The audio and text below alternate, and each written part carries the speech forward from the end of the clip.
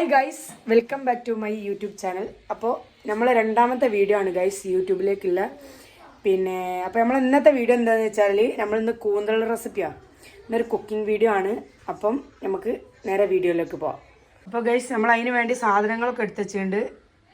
ഒരു തക്കാളി, ലേശം കറിവേപ്പില, ഒരു 2 പച്ചമുളക്, ഇഞ്ചി, വെളുത്തുള്ളി, ഉള്ളി, പിന്നെ മസാലപ്പൊടികൾ ഇതാക്കുന്ന കുരുമുളക് ഉണ്ട്, ഗരം മസാല, മല്ലിപ്പൊടി, മുളക് പൊടി, മഞ്ഞൾപ്പൊടി, പിന്നെ കൂന്തൾ.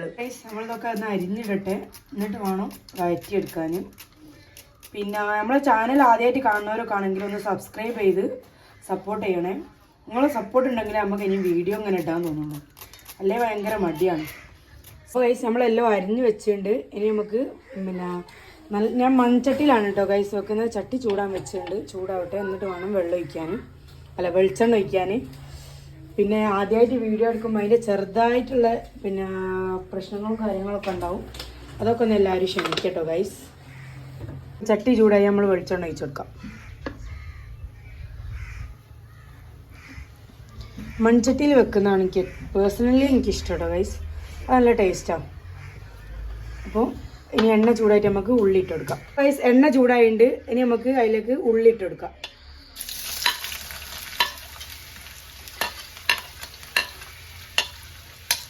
ഇനി ഉള്ളി ഒന്ന് ജസ്റ്റ് ഒന്ന് വഴണ്ട് വരട്ടെ വെളിച്ചെണ്ണ കിടന്നിട്ട്.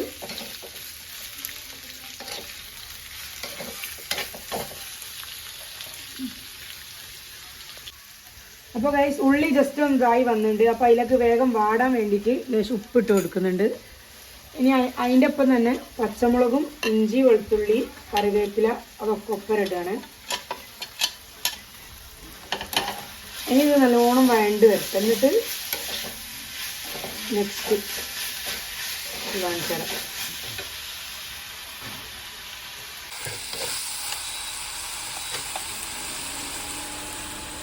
അപ്പോൾ ഗൈസ് ഉള്ളി നല്ലോണം വഴണ്ട് വന്നിട്ടുണ്ട്. ഇനി നമുക്ക് അതിലേക്ക് തക്കാളി ഇട്ട് കൊടുക്കുക. നല്ല വഴണ്ടതിന് ശേഷമാണ് തക്കാളി ഇട്ട് കൊടുക്കേണ്ടത് കേട്ടോ.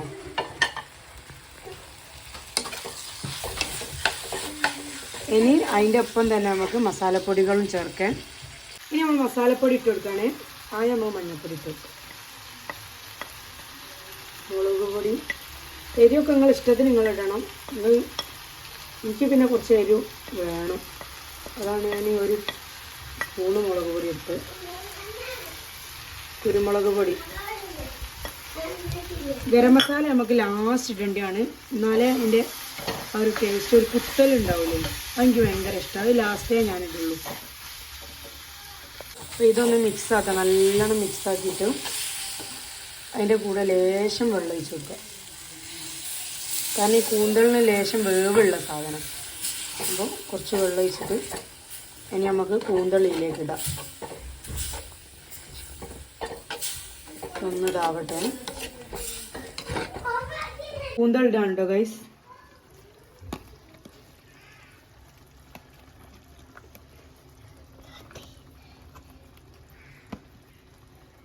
ഇനി നമ്മൾ ഹൈ ഫ്ലെയിമിലിട്ട് ഒരു 5 മിനിറ്റ് നമ്മൾ നല്ല രീതിക്കൊന്ന് വേവിച്ചെടുക്കുക.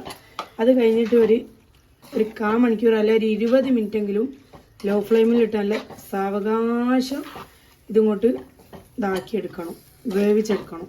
എന്നപ്പോഴാണ് അതിൻ്റെ ആ ഒരു ടേസ്റ്റൊക്കെ ഇങ്ങോട്ട് കിട്ടുള്ളൂ നമുക്ക്. അത് തളിച്ച് വെച്ചിട്ട് ഇനി നമുക്ക് മൂടി വെച്ചിട്ട് ഒന്ന് വേവിച്ചെടുക്കാം കേട്ടോ.